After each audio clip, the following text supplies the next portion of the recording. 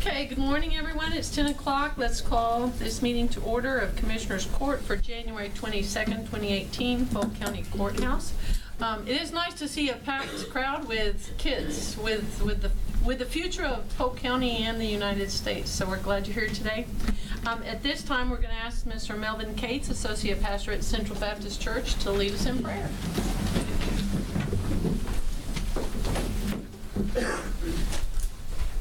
Pray with me. Father God, we thank you for this day. We thank you that you have written us into this day according to your will. We thank you for this packed house, as Judge Murphy has mentioned. We thank you for allowing for the decisions to be made in this room, for the announcements and the discussions to be had. And we just pray that in all that is said and done today, that your name be glorified, that your will be done in this place and in this county. In Jesus' name.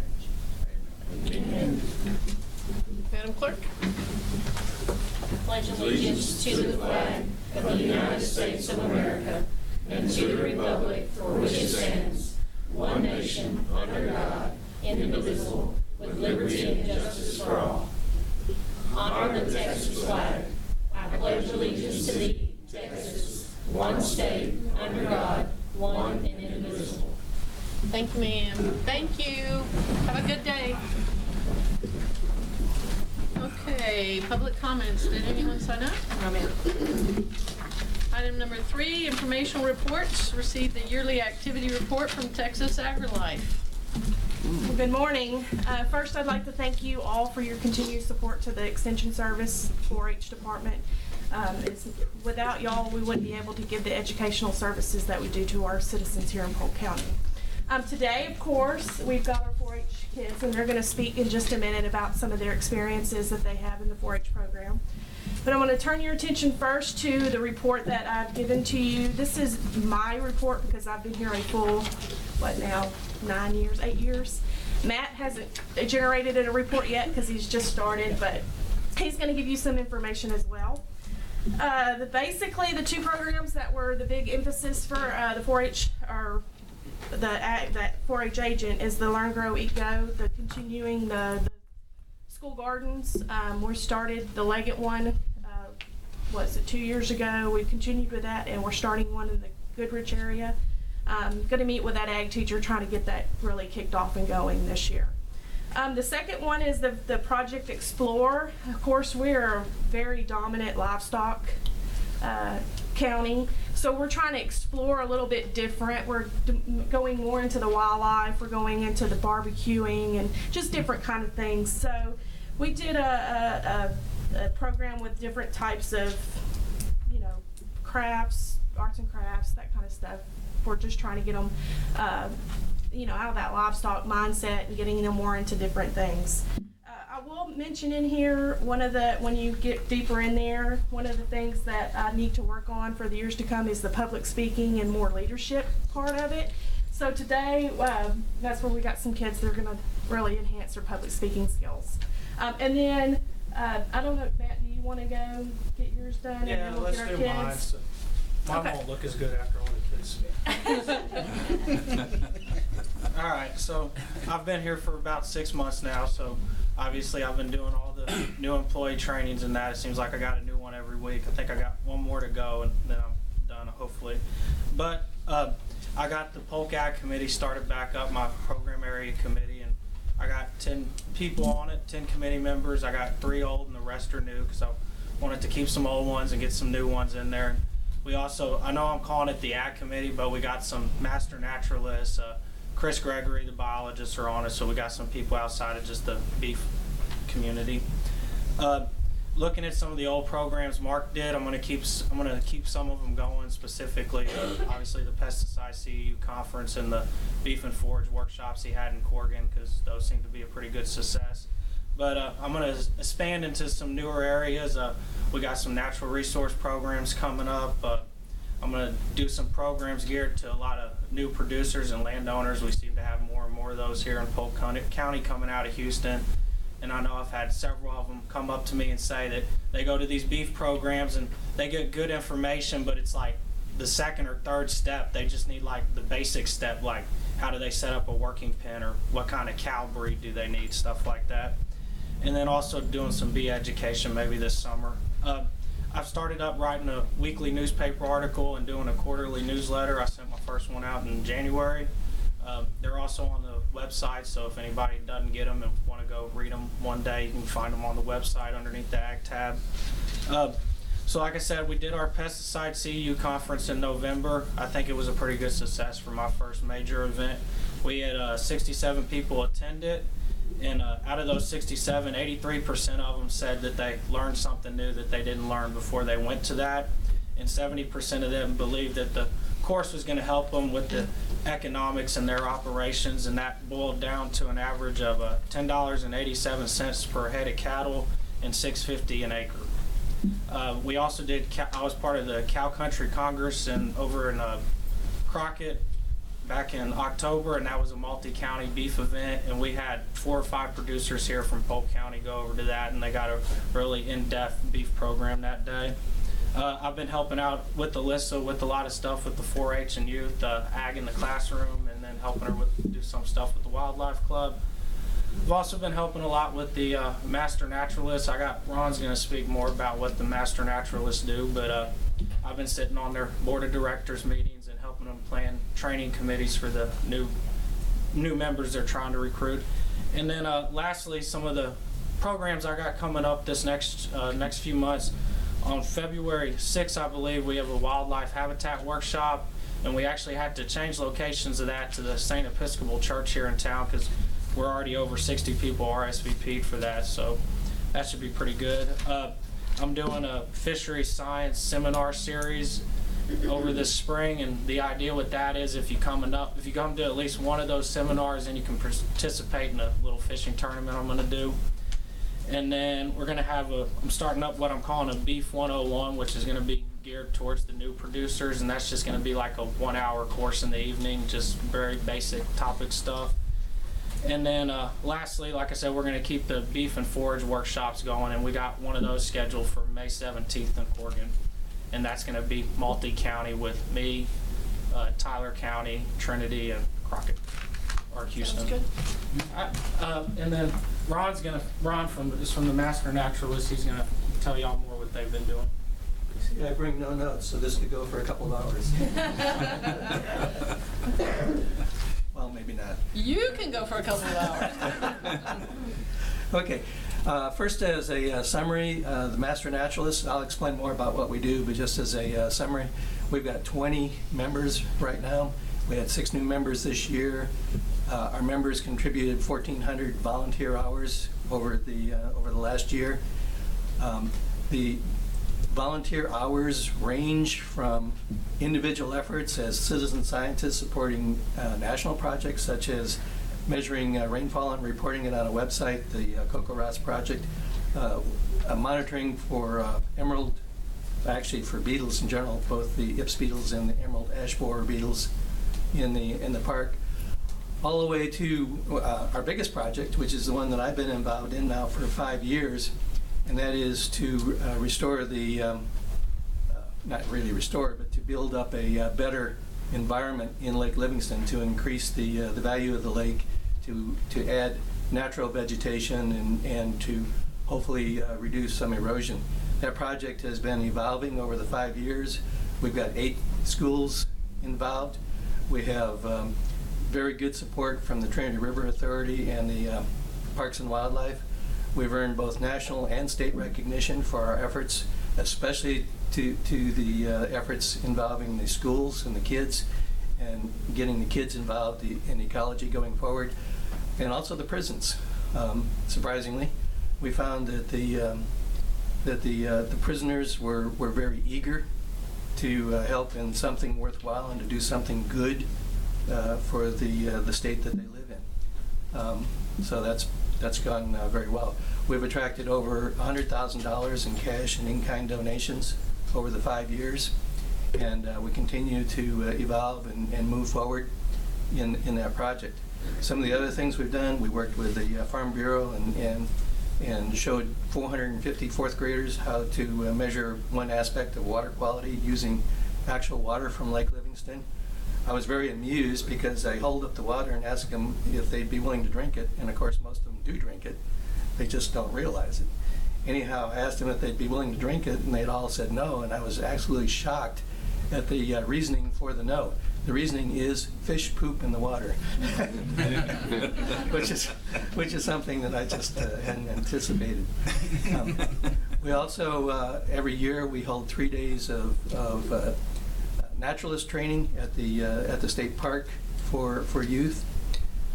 We participate in the Chamber of Commerce, keep Livingston clean. We help Matt with some of his projects a little bit, and he in turn is helping us. So this is working out real well for us. Just as a quick ending here, to become a master naturalist, you have to complete 48 hours of classroom education, and you have to do 40 hours of volunteer work per year. To maintain the status, you have to do another 8 hours of classroom each year and do 40 hours of volunteer work. This has worked out pretty well for us. Biggest issue, I guess, that we face is that it's largely been attractive to retirees and near retirees, and our people get old, and we have to keep recruiting and bringing in new people. Any questions? Y'all got anything for us? Thank you. Thank you.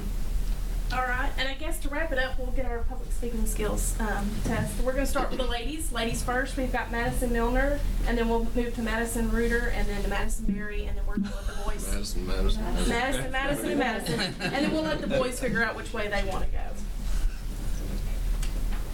Good morning. My name is Madison Milner, and I've been a member of 4-H ever since I can remember. I've served as the Livingston 4-H president for 3 years.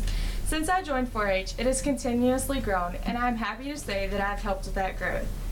While I have helped 4-H grow, it has also helped me grow. I'll be graduating from Livingston High School this year and will be pursuing a degree in agriculture business at Sam Houston in the fall. 4-H is the reason I'm passionate about agriculture. Being a member of a farm family, I've been exposed to many aspects of agriculture, from bottle feeding a calf to milking a cow, from planting onions to digging potatoes, and from shelling peas to working at the farmer's market. I've learned a lot.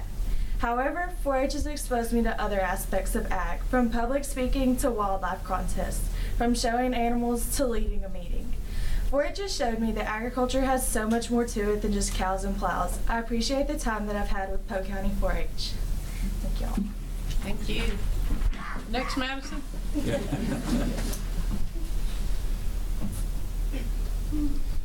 Hello, my name is Madison Reuter, and I am the 4-H parliamentarian for Livingston. I haven't been a part of the 4-H in Livingston very long, but in the time that I have learned an immense amount of stuff. It has taught me leadership, it has taught me responsibility, and it has opened up new opportunities for me that would not have been available otherwise.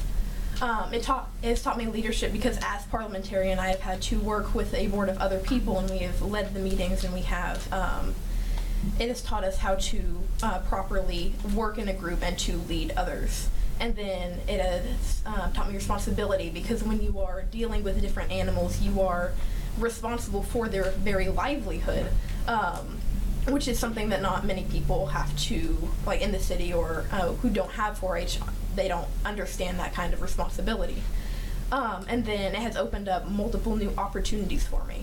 And on March 4th, I will be calf scrambling in the Houston Livestock Show and Rodeo, which is something that I would not have otherwise been able to do.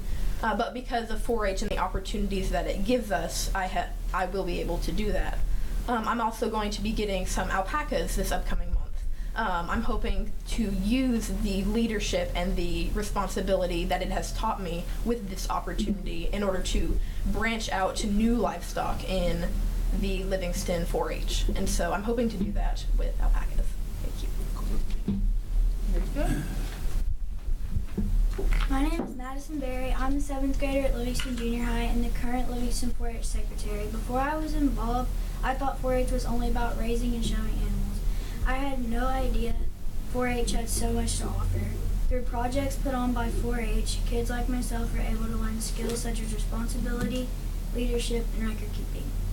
Learning real-world situations such as the record-keeping aspect of 4-H, one such aspect would be the financial dealings that are involved to have a show animal.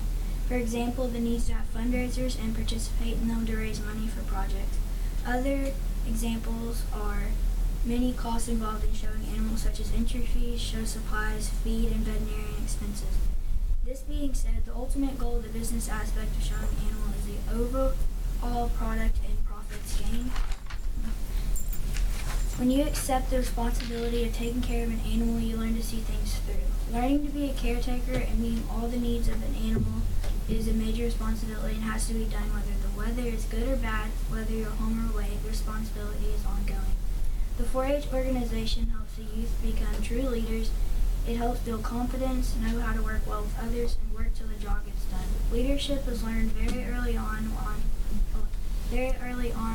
when showing an animal. In order to successfully show an animal, the animal has to learn to trust the leader.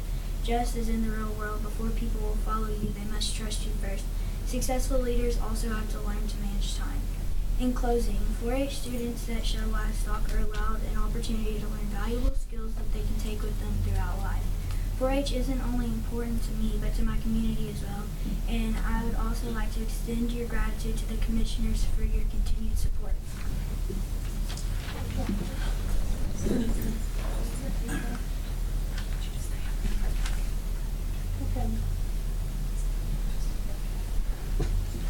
I was told that I needed to come here and tell you what I like most about 4-H. I can tell you that would be raising the animals, whether it's the pigs, the chickens, or the heifers. I don't really like the chickens that much, but it makes my mama happy, so I don't mind them. When it comes to raising the show animals, I really enjoy working with them, walking them, brushing them, or washing them.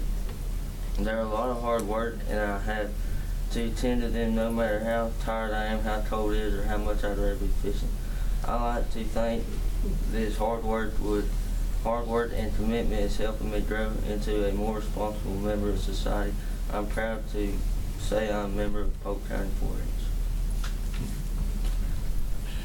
4-H. Good morning, everybody. My name is Cooper Cood.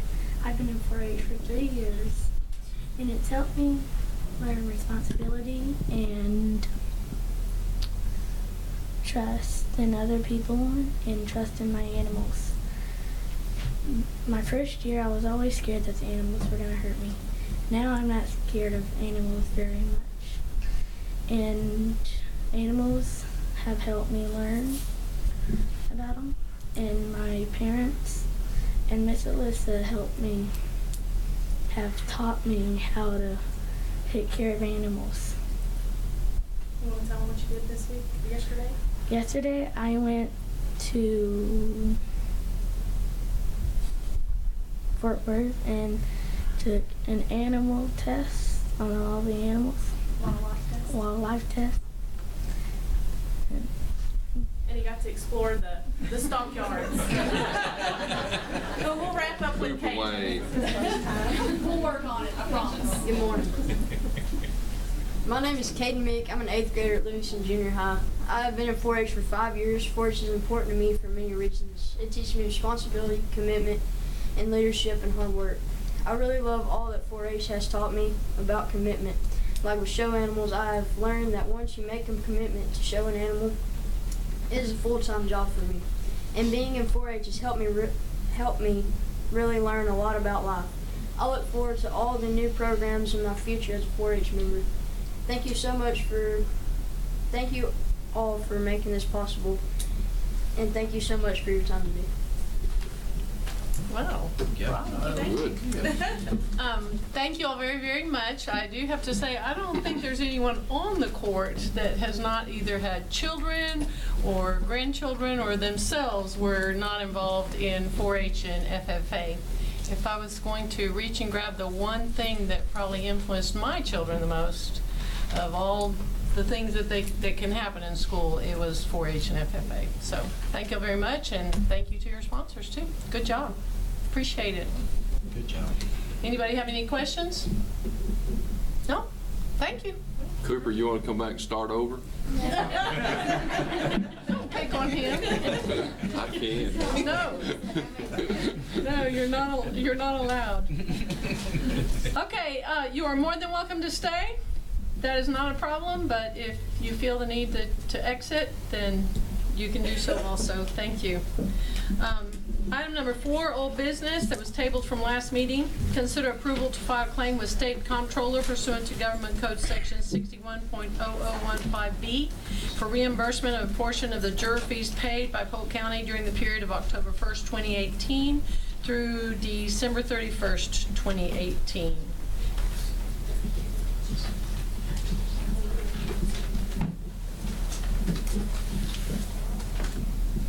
Need a motion to Motion to approve. approve. So Commissioner moved. Overstreet, second Commissioner Willis. Any further discussion or questions? All in favor say aye. Aye. Any opposed? Motion carries. Number 5, new business is the consent agenda. Make note of the part that on section B, you have 4 addendums.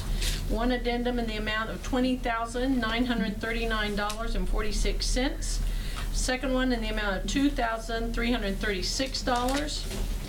Third one in the amount of $18,957.16. And the fourth one in the amount of $68,096.05. Is there anything on the consent agenda that anybody would like to pull? Motion approved. Motion to approve, Commissioner Vincent. Second. Second, Commissioner Purvis. Any further discussion or questions? All in favor say aye. Aye. Any opposed? Motion carries. Item number 6, consider approval of personnel matters as follows. Review and consideration of personnel action form requests submitted since the last meeting and review of any authorized emergency hiring. All of that was included, the preliminary was included with the PAFs in your packet. And there were 2 emergency hires, both of them at the Sheriff's Department. Motion to approve. Motion to approve, Second. Commissioner Willis. Second. Second, Commissioner Vincent. Any further discussion or questions? All in favor say aye. Aye. Any opposed? Motion carries. Item number 7, consider request for revisions and/or amendments to the budget as follows. The FY 2018 budget revisions and amendments as presented by the County Auditor's Office. Those were also in your packets, and we had some revisions, but they're trying to close out the books. So moved. Second. Move Commissioner Purvis, second Commissioner Overstreet. Any further discussion or questions? All in favor say aye. Aye. Any opposed? Motion carries. Item number 8, consider request for capital purchases to be paid from fund balance and included on the FYI 2019 reimbursement resolution for year-end issuance of legally authorized debt as follows. A, the museum request for purchase and installation of sprinkler system in the amount of $13,000. General fund balance is listed on capital purchase projections of the FY 2019 budget. This item was already approved. Now they're just coming back and saying they want to proceed. Motion to approve. Motion to approve, Commissioner Willis. He seconded. Second, Commissioner Vincent. Any further discussion or questions? All in favor say aye. Aye. Any opposed? Motion carries. Item number 9, consider approval of offers to purchase tax foreclosed properties as follows. They are all in Precinct 1. Commissioner Willis. Motion to sell. Second. Motion to sell, second by Commissioner Overstreet. Any further discussion or questions? All in favor say aye. Aye. Any opposed? Motion carries. Item number 10, consider approval to advertise for bids to pave the front parking lot at the Senior Citizen Center in Livingston and determine the method of funding. We had, this is at the new center over there. The front parking lot's in need of repair, handicap personnel, or people getting out on that side. We've got a price to asphalt it, but parts of it are already concreted, so we're talking about going ahead and maybe taking bids on concreting that whole area from where we had done before, where the kitchen side is under the canopy in front of the emergency management out through that parking lot. So that whole side of that facility would be concreted. Yeah. And it's about 6,800 square feet. So we want to go in there. We're asking for approval to go out for bids on that and the method of payment. Ms. Hayes and her funding, if it's within reason when we bid it, she said she would take care of it. Yeah, she has the money in her budget Yeah, where just- we save yeah. the money for the building itself. So we want to go out for bids on that. So does that come as a motion? That comes as a motion. Second. Second, Commissioner Willis. All in favor say aye. Aye. Any opposed? Motion carries. Item number 11, discussion and any necessary action regarding group flexible purchase payment, deferred fixed annuity contract, that's a mouthful, for public employees, 457 Government Plan and Trust, as provided by Nationwide Retirement Solutions. We received this information and it's in your packet, and Terry Williams is here to discuss it with the court. Good morning. My recommendation would be to go with option 1 or option 2. We only have 13 employees that participate in this. They're really the only difference in the two options, and if you've had a chance to look over it, option 2, you have a increase in your participant exchange and transfer limit. Right now it's at 20%. Option 2 would make it 40%. But also because of that, you earn just a little bit less interest. So I don't know, some of you on court that are invested in this, if you ever transfer money in between funds. Right now we can transfer up to 20%. Option 2 would give you up to 40%. What's the difference in the interest rate from option 1 and 2? Right now it's 0.1%, so it's not a lot, but that can fluctuate. And keep in mind also that these are the minimum guaranteed. It could actually be higher also in Right. return. I don't have any money in Nationwide, so I don't know how often people transfer money around. Right. Basically what they're doing is just lowering the minimum guaranteed interest. That doesn't mean you'll make less. It's just that the guaranteed, like in 2018, they guaranteed us 3.5%, whereas in 19 it's dropping to 3%, and then each year it drops about 0.5% for the next 4 years. So really what you earn in interest is what happens in the market and the investment, how the investment. This top part on option 1, that's their guarantees. Mm-hmm. Yeah. So it's going to nothing, pretty much, 1%. Yeah, And 1% option 4 2 years. is the same. So that Except just, that you can move put around. more in, yeah, I got you. And what is your recommendation? 1 or 2. 1 or 2. I mean, to me, 1, you get that little bit more interest, but if you're someone who wants to move around up to 40% within the fund, that gives you more option that way. It's just a little bit less interest. Well, I move we go with option 1. Okay. I second. Okay, Thank you. option 1, Commissioner Willis, second Commissioner Purvis. Any further discussion or questions? All in favor say aye. Aye. Any opposed? Motion carries. Item number 12, discussion of county policy regarding overtime compensation. Commissioner Purvis? Yeah, I brought this up. I want to be able to pay my guys for overtime. Like, we work 4 10s. And when the weather's good, if I can get them to work that Friday, instead of giving them comp time, I want to be able to pay them for it. Because that way I can actually get some of them to do it. I mean, this comp time, they build comp time, but they already get 15 days vacation, 3 weeks, 15 days holidays a year, 3 to 4 weeks vacation. They have plenty of time.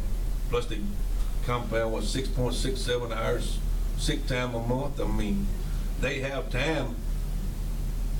So that's not a big incentive to get them to work, is to give them some more time off, which that hurts me the next week if they get, they'll want to say, okay, I got them to work Friday, but now they're going to be off next Thursday, so they don't want to work. But if you pay them for it, you can have people actually working. Part of And it. right now, as wet as it is, when it does dry up, I'm going to need some guys to work.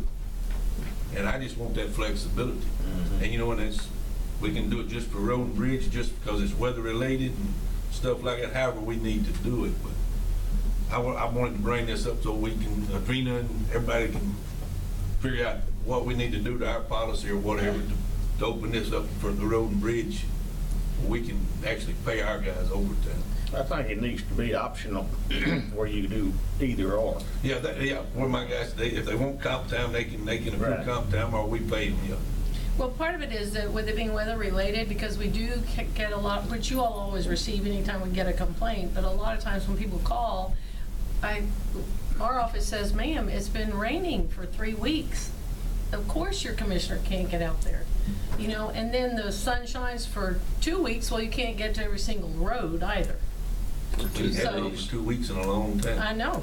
Maybe 2 days. Exactly. And so the point being that if it's a weather-related type of position. But I don't want where- to tag just the weather. I mean, I want to be able, I'm if talking my guys about- want to work overtime, I want Was to our- work. During road building season, you need to, sometimes you got, I mean, whenever the weather gets right, you want to be able to do what you can do, and you're out there running wide open. Well, here's 3 o'clock. They got to be back by 3:30. We're done. Yeah, you know, they're it's up to 40 hours a week. I mean, Yeah. you know, and then, However you do it. you know what I mean? So I just think it's a good option for us. So the bottom line is that you feel like we are not providing good enough service in terms of being able to take care of our residents and the roads, unless we I provide hate to some. say that because everybody out there already feels that way.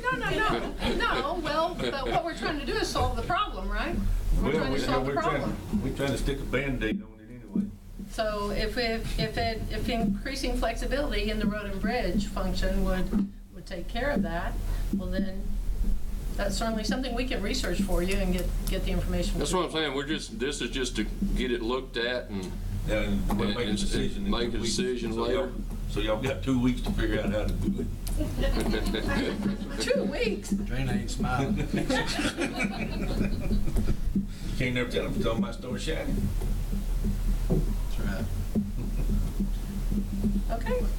Well, we will So we hope to research hear it. from everybody. Do we have any other input from any of the other commissioners in terms of I this? mean, yeah, whatever y'all think. I mean, I think it's a good idea. Yeah, I do too. Give us flexibility. If they want comp time, they can take comp time. I'd rather see it because I'm in that situation too. You get in a tight and they got we can carry 80 hours. Well, that's 2 weeks plus all their vacation plus the holidays and all that. So that's still a lot there. And I try to keep mine in check, but sometimes it gets out of hand. You have something hit, and a then we storm or just pay them for something the hit. comp time, then they ain't got it no more. That's right. They ain't using it. They got to show up. Okay, very well. We need that in the form of a motion or what? No, that's just discussion. discussion. Not yet. We'll do that. We will bring We'll it- do that we too. will We'll bring it back. We will bring it back to you. Okay. Motion Commissioner adjourned. Overstreet. Second. Thank you, Commissioner Purvis. Thank you very much. What time is it, Madam Clerk? 10:32. Very well.